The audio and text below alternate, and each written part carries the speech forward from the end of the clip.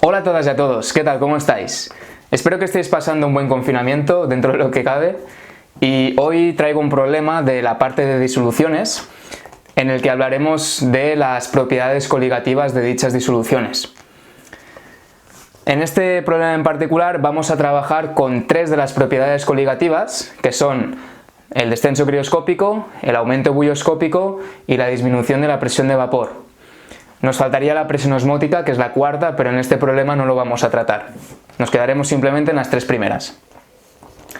El problema es de un examen de farmacia de la Universidad de Barcelona y voy a dictarlo para que quede en constancia y para que no haya ninguna duda.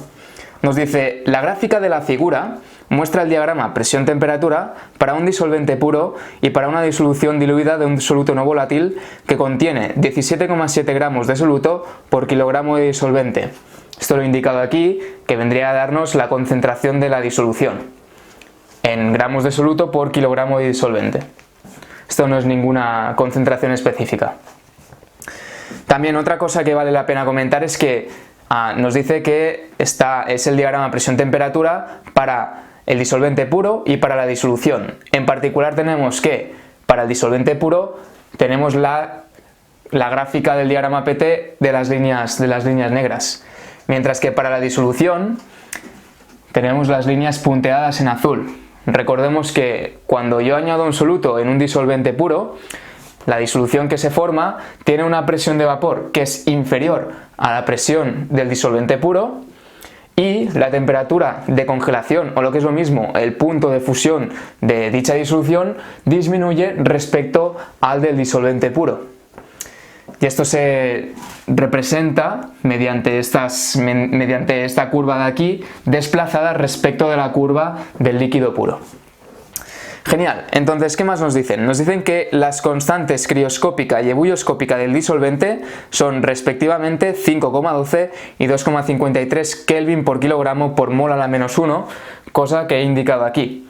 Recordad que estas constantes están generalmente tabuladas y son característica propia del disolvente, no del soluto. Finalmente también nos dan como dato la masa molar del disolvente, que a partir de ahora siempre que ponga un subíndice D me voy a referir al disolvente. Siempre que ponga un subíndice S me voy a referir al soluto, como aquí, y cuando ponga un subíndice DIS me voy a referir a la disolución.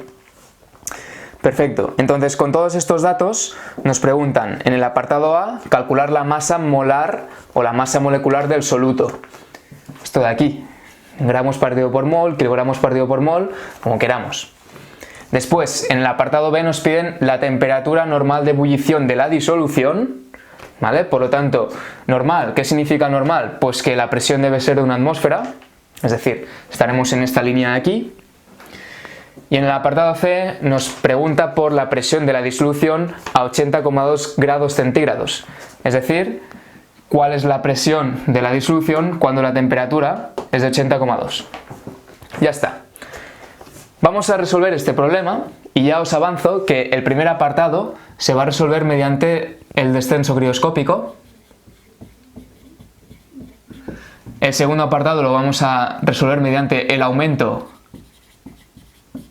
bulloscópico. Y finalmente el apartado C lo vamos a resolver con la disminución de la presión de vapor.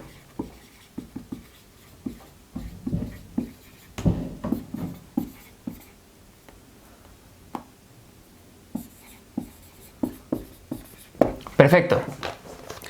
Pues ahora que ya os he introducido un poco cuál es la propiedad coligativa que vamos a utilizar para cada uno de estos apartados, vamos a empezar con el primero y para no borrar el gráfico pues me voy a restringir solo en esta zona de la pizarra. Así que voy a borrar esto de aquí.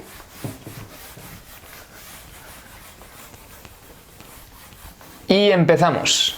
Para determinar la masa molar de soluto hay dos formas. La primera forma es ir paso por paso y deducir la fórmula que os voy a escribir ahora, y es que la masa molar del soluto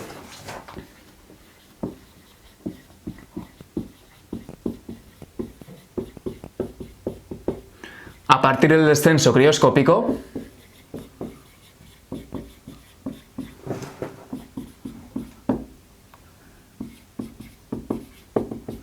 se calcula mediante la siguiente fórmula.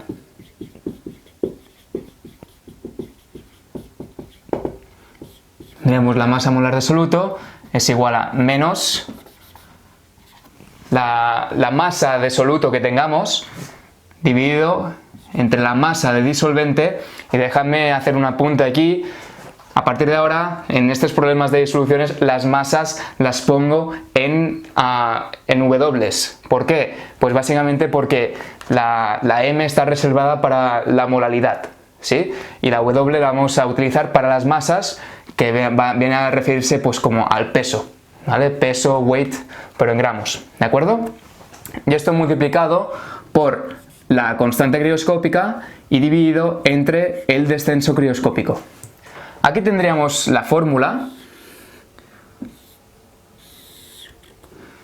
que podríamos utilizar y calcular esta masa del soluto a partir de la información que nos dan es directo, ¿vale? Esto se hace mediante el descenso crioscópico, ¿vale? También se podría hacer mediante el descenso bioscópico, pero no es lo habitual, ¿vale? Utilizaremos el descenso crioscópico. Perfecto, pues ya está, aquí no hay mucho más misterio. Si yo aplico la ecuación,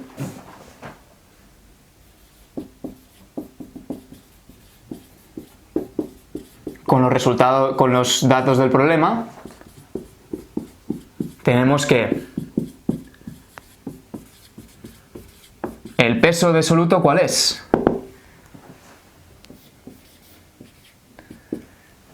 Pues bien, el peso de soluto es simplemente los 17,7 gramos de soluto que tenemos. Por lo tanto, aquí pondremos menos 17,7 gramos. ¿Peso del disolvente? Pues bien, si tenemos 17,7 gramos por kilogramo de disolvente, pues esto significa que tenemos 1000 gramos de disolvente. Y obviamente las unidades tienen que ser en los dos casos de gramos. No puedo poner aquí gramos y aquí kilogramos, porque entonces no habría coherencia de unidades. La constante crioscópica es de 2,53 Kelvin por kilogramo por mol a la menos 1.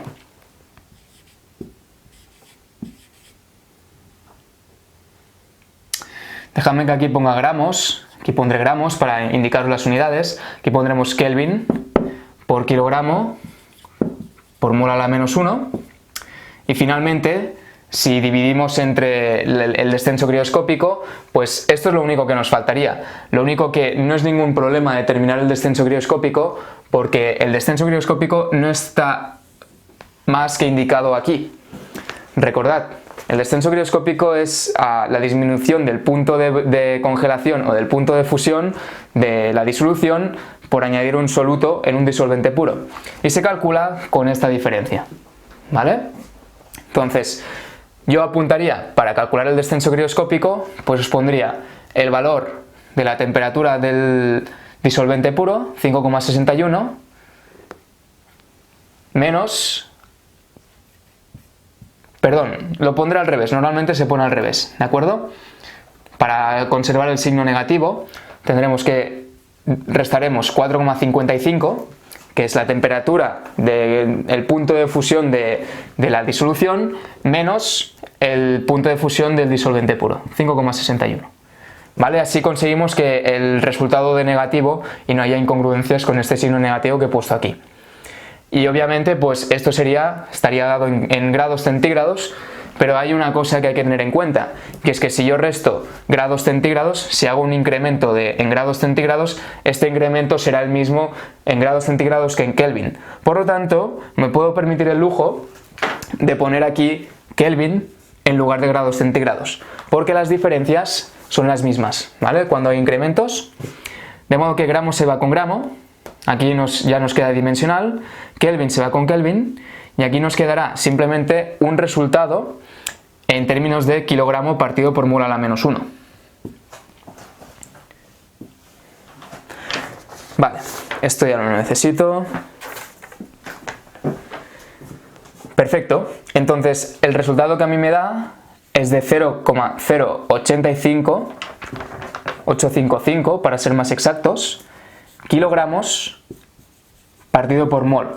Fijaros que las únicas unidades que sobreviven son el kilogramo partido por mol. Y obviamente, como normalmente las masas molares o las masas moleculares se expresan en gramos partido por mol, pues lo único que tendremos que hacer es multiplicar por 1000 para expresarlo en gramos, ¿vale? Hacer un simple factor de conversión. Y estos son 85,5 gramos por mol.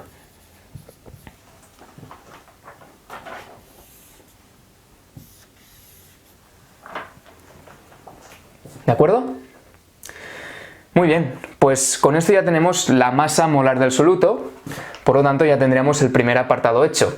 Habría una forma más larga de resolver el problema, que es deduciendo esta fórmula de aquí paso por paso a partir de la fórmula del descenso crioscópico, pero bueno, en este caso no haría falta, ¿vale? Ya después pues lo aplicaremos para resolver el apartado B. En el aumento bulloscópico vamos a aplicar las fórmulas explícitas tanto del descenso crioscópico como del aumento bulloscópico. Perfecto, pues ya tenemos el apartado A. Vamos a por el apartado B.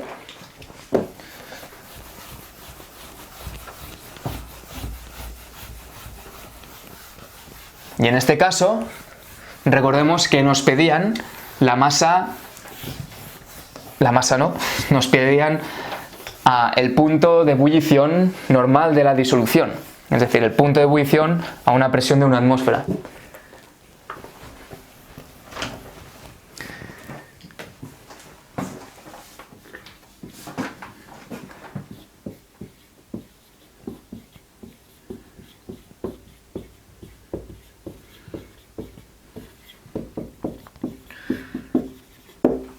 Genial.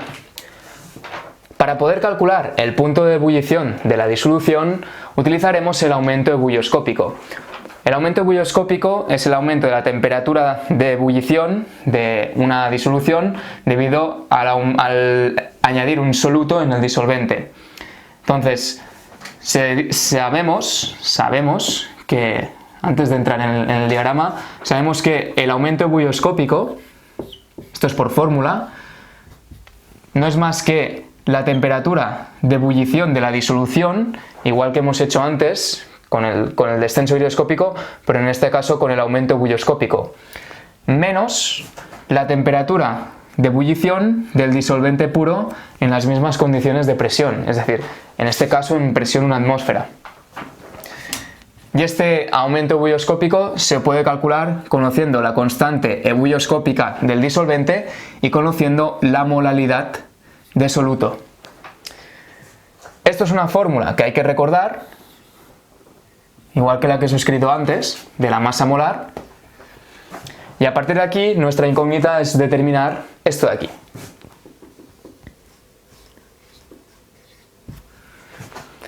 Fijaros, datos que tengamos. Pues datos que tengamos, tenemos la constante bulloscópica, que la podemos determinar del enunciado que nos dan. Esta de aquí. Más datos, la temperatura de ebullición del disolvente puro se puede calcular a partir del gráfico, ¿vale? Que precisamente es 80,2 grados centígrados.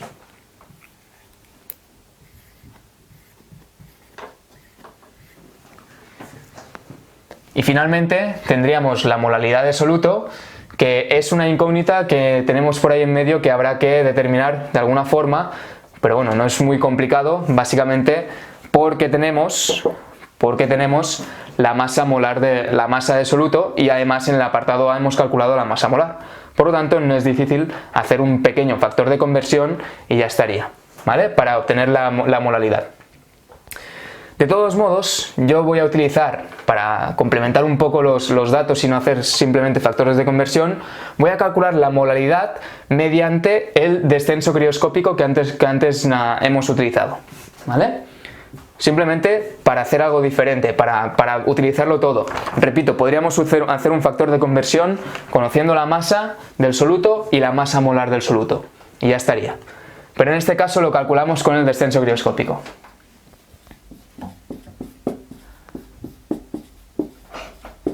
Nos falta la molalidad de soluto, que podemos calcular,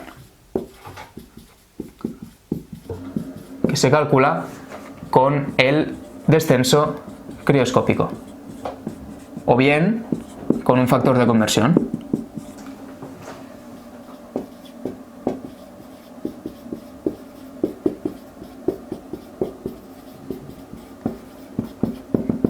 conocida la masa y la masa molar. Bien, si yo utilizo el descenso crioscópico, tenemos que este descenso crioscópico por fórmula se puede calcular. Esto es simplemente la temperatura de congelación o el punto de congelación, que es lo mismo que el punto de fusión de la disolución, menos el punto de fusión o el punto de congelación del disolvente puro. Vamos, que es lo mismo que esto, pero en este equilibrio de aquí, ¿vale?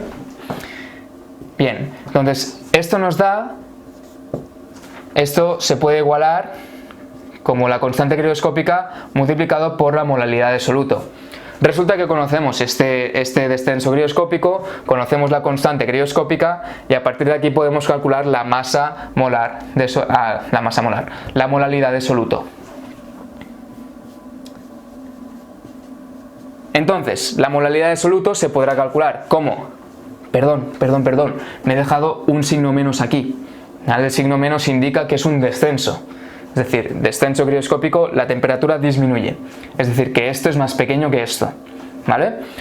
Molaridad del soluto se podrá calcular como menos el descenso crioscópico que podamos calcular dividido entre la constante crioscópica.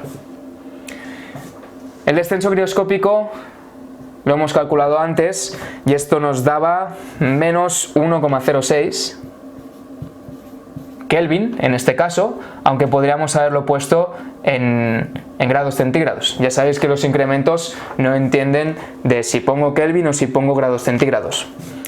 Y aquí dividiremos entre la constante crioscópica, que en este caso vale 5,12. ¿De acuerdo? Pues bien, haciendo este cálculo, la molaridad de soluto nos da de 0,207 mol partido por kilogramo. Es decir, moles de soluto dividido entre kilogramo de disolvente. Y ahora que tenemos esta molaridad, pues la podemos sustituir aquí. ¿De acuerdo? Este valor que nos faltaba lo sustituimos justo en la expresión del aumento bulloscópico, porque de este modo podremos calcular la incógnita porque el resto de datos ya lo tenemos. Es decir, que os lo apunto aquí debajo. La temperatura de ebullición de la disolución se podrá calcular como la constante bulloscópica, que hemos dicho que es de 2,53, multiplicado por la molaridad de soluto, que la hemos calculado con el descenso crioscópico, 0,207, más 80,2 grados centígrados.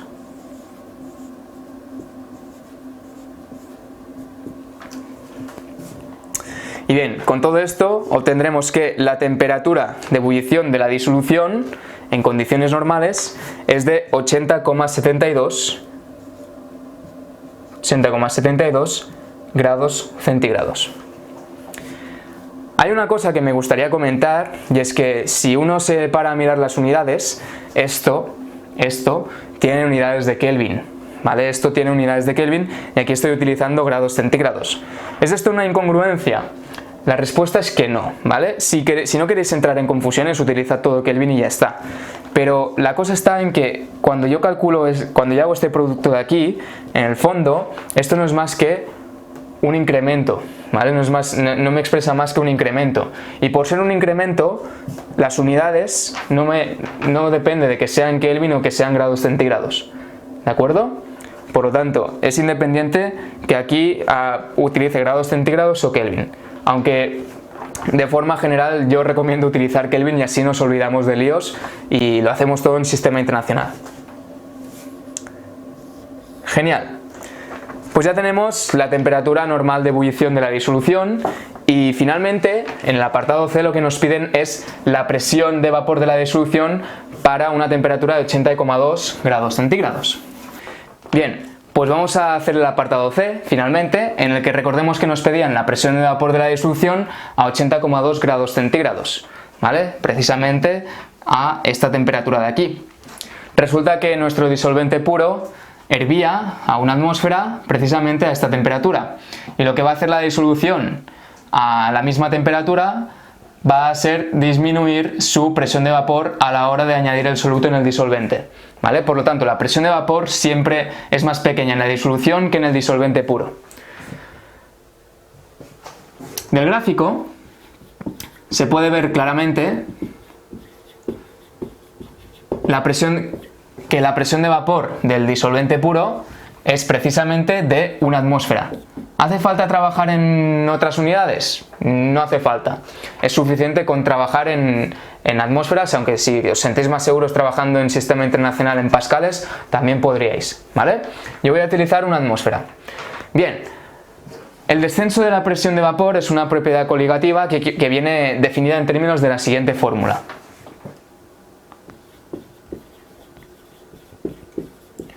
Sabemos que el descenso de la presión de vapor, que es la diferencia entre la presión de vapor de la disolución menos la presión de vapor del disolvente puro, se podrá calcular como menos la fracción molar de soluto en el líquido, es decir, en la disolución. Apunto aquí en el líquido, aunque no haría falta, normalmente no se pone, pero es en el líquido, ¿vale?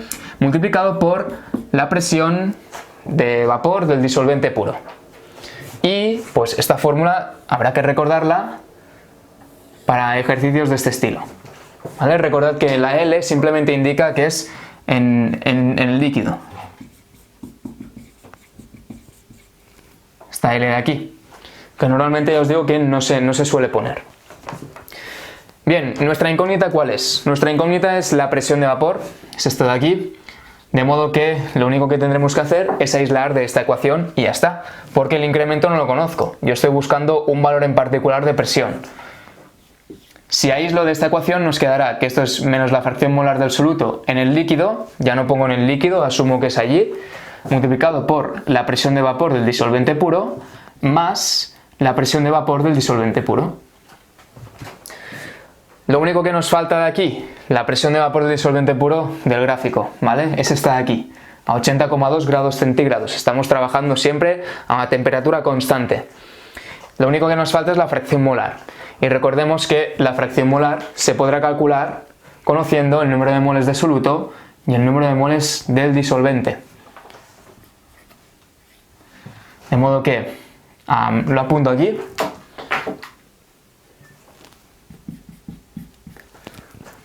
Recordemos que la fracción molar no es más que fracción molar del soluto, número de moles de soluto, en este caso, dividido entre el número de moles de soluto más número de moles de disolvente. El número de moles de soluto y el número de moles de disolvente se puede determinar muy fácilmente conociendo la masa de soluto con la que estamos trabajando y conociendo su masa molar. ¿De acuerdo? Si trabajamos con 17,7 gramos de soluto, entonces implícitamente estamos trabajando con la siguiente cantidad de moles. Recordemos que aquí tendríamos que utilizar la masa molar que nos ha dado 85,5 gramos por mol. Pues recordemos que por 85,5 gramos de soluto tenemos 1 mol de soluto. Esto se nos va haciendo el factor de conversión y ya está. Esto, fijaros que para determinar el número de moles de soluto a partir de la masa necesitamos sí o sí la masa molar. Esto nos da un resultado de 0,207 moles. Por lo tanto, el número de moles de soluto ya lo tenemos. Dejadme que ponga aquí N sub S. Hacemos lo mismo con el disolvente. Fijaros que para esta cantidad de soluto tenemos 1000 gramos de disolvente, o lo que es lo mismo 1 kilogramo de disolvente. Por lo tanto,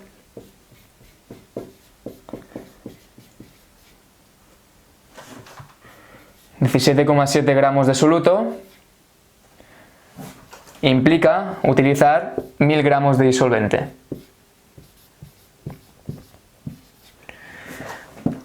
Y conociendo la masa molar del disolvente, pues hacemos el mismo factor de conversión.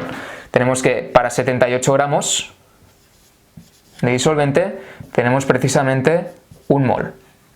Gramo se va con gramo y esto nos quedará pues un número de moles de 12,8 moles.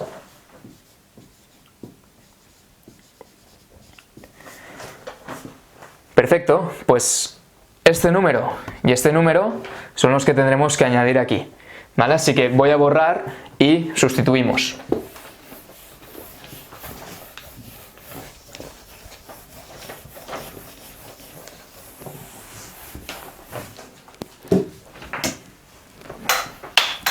Vaya.